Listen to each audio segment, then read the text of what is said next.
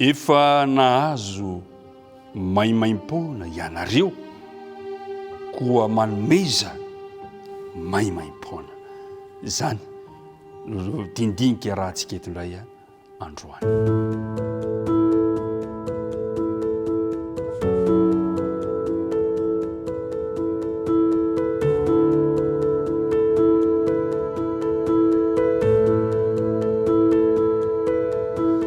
Miarabantsika rehetra amin'ny anaran'i Jesosy. Tafahoana soma tsara indray. Natory tsara isika tamin'ny alina dia nivoaziny dia tafahoana eto indray dia miarabantsika tsiraray avy ary atolotra antsika ihany koa ny firarian-tsoa ka ny fiadanan'ny tompony ho anao sy ny ankonanao. Hivavaka isika ankehitriny. Andriamanitra rainay any an-danitro, misaotra ny amin'ny famondram-ponao izay tsy nalandritra anay ary ny fahasoavanao izay matoy izao anay. Misaotra noho izao fampionana izao, misaotra ny amin'ny famelan-keloka ary ankehitriny dia mangataka indray ny fanena masina mba hirotsaka amponay zo ny matakatra izay tianao ambara amin'ny alalan'ny dinidinika fanaovanay amin'ny teninao. Naran'i Kristy nangatana ny vavaka. Amen. Ry namana mpiara-midinika rehetrarehetra isany, tsaronao ve ilay zavatra nisanga tamin'ny fotoana lasa tahaka ny tsy nahafahan'ilay mpanompona nefa nitrosany tamin'ny tompony no tsy hafahako, tsy hafahantsika ihany koa manefa nitrosantsika amin'Andriamanitra. Tsy mendrika anao viana fitiavan'Andriamanitra izao sy anao kanefa kosa araka ny voalazan'ny Romanina 5:9 dia izao ny voalazany hoe fa Andriamanitra mampiseho ny fitiavany antsika fa fonombola mpanota isika dia maty hamonjy antsika Kristy. Na dia tsy mendrika ny fitiavan'Andriamanitra izay isika amin'ny mampanota antsika dia Andriamanitra efa nampiseho ny fitiavany antsika tsiraray avy.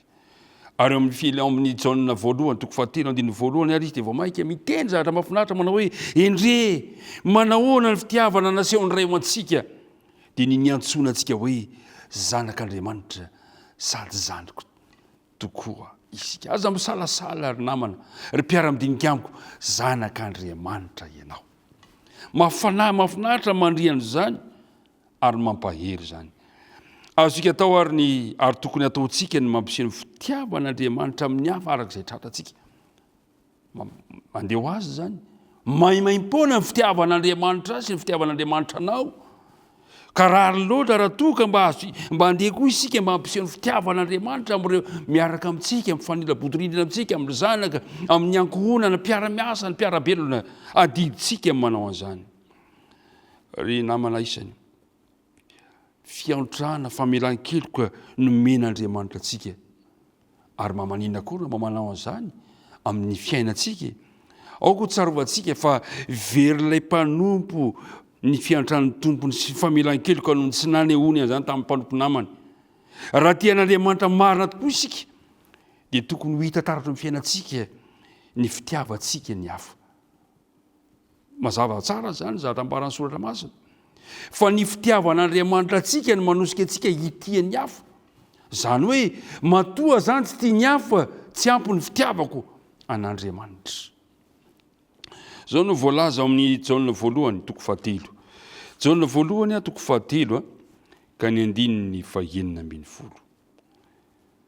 Ary izao no afantarantsika ny fitiavana satria izy no nanolotra ny ainy hamonjy antsika ary sika kosa mba tokony hanolotra ny aintsika hamonjy ny rahalahy.